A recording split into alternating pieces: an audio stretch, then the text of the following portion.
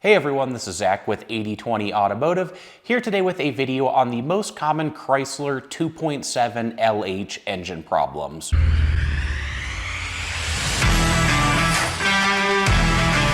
The Chrysler 2.7-liter LH engine is a V6 that was produced from 1998 until 2010. It was found in a wide range of models, including the Charger, Chrysler 300, Concorde, Stratus, the Avenger. However, despite that, this engine really was a letdown overall, and that really starts with performance, and even for its era, this engine was a little bit underpowered, and unfortunately, power continued dropping over the years of production. In 2009 and 2010, the final couple of years of production, power was actually all the way down to 178 horsepower, and on top of that, unfortunately, the 2.7LH is also not the most reliable engine around and has a number of issues that can be rather serious. So with that being said, let's go ahead and jump straight in and discuss some of the most common problems with the Chrysler 2.7LH. Starting off with number one on the list, we have water pump failure. Now, water pumps are a common problem on a lot of different engines, so the Chrysler 2.7 V6 isn't alone here. But when it comes to water pump failures on this engine, there are a couple different ways that pump typically fails. Number one is coolant leaking from the weep hole. This is a much less serious issue, and that would just warrant a standard water pump replacement and be on your way without any other concern. The next way that the water pump potentially fails is that the internal gaskets can actually fail and ultimately allow coolant to mix with the oil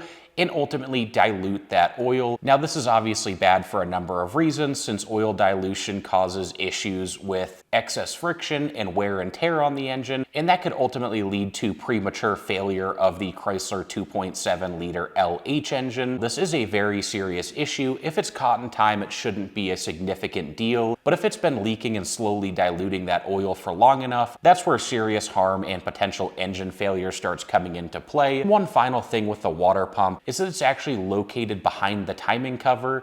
So even if you just have a simple failure and leak from the weep hole, it's still a very labor-intensive job. Usually takes about 4 to 6 hours of labor. So if you go to a repair shop for this water pump replacement, you'll likely end up spending $700 to $1,000+ to get that water pump replaced. Moving on to the second most common problem, we have oil sludge buildup. This is certainly one of the most serious and costly issues with this engine. The oil sludge buildup really boils down to a poor crankcase ventilation system. And what the crankcase ventilation system does is it removes gases, any kind of moisture or oil mist from the crankcase, and that ultimately helps keep the engine clean. But when you have a poorly designed crankcase ventilation system, that allows that excess moisture and oil to stick around and eventually stick to various parts in the engine. That sludge, which is kind of like a thick gel-like substance, as it starts sticking to various components, depending on where that sludge really builds up, you can run into a number of serious issues, most notably it blocking oil ports and oil flow, and ultimately any kind of oil starvation can lead to excess wear on the engine. Ultimately, if you run into sludge buildup on these engines,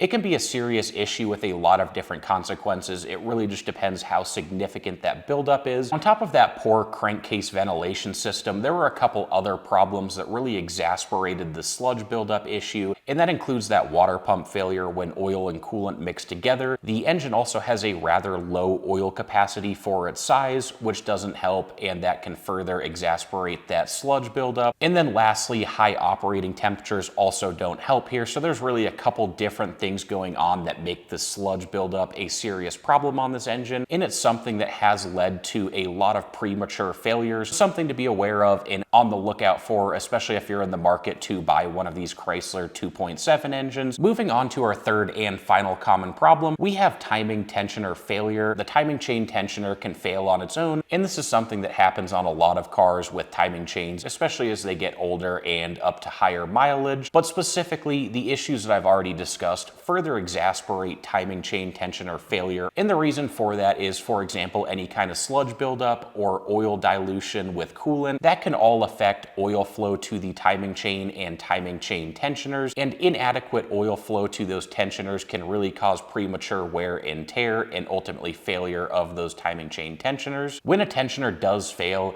in the best case scenario, timing won't jump much or at all. So if you catch this in time, then you just have to replace the timing chain and tensioners and be on your way. However, in the worst case, which this is pretty uncommon, the Chrysler 2.7 V6 is an interference engine, so if timing jumps enough, that can actually allow the pistons and valves to collide, which at the least will probably bend some valves and potentially crack some pistons, and ultimately in most cases there, that would be a complete engine failure. So again, pretty uncommon, but just pointing out that this can be a serious and significant issue. As one final comment, again, that water pump does lie behind the timing cover, so anytime either of those components, whether it be the tensioner or the water pump, need any kind of servicing or replacement, it's a good time to inspect the other components or potentially replace both at the same time. So for example, if you run into water pump failure, it might be a good idea, since a lot of the labor is already being done there, to just go ahead and replace those timing chain tensioners to help prevent that failure in the future. With the common problems out of the way, summarizing that and talking more generally about Chrysler 2.7 LH reliability, I would say this engine earns below average remarks for reliability. It's far from the worst engine out there, but it's also a long shot from some of the better engines out there, and that's especially true when you look at the rather poor reliability combined with poor performance, and it really wasn't the most economic or fuel efficient car around even back in its era. And so really the Chrysler 2.7 LH just doesn't have a whole lot going for it. So ultimately this engine again earns below average remarks,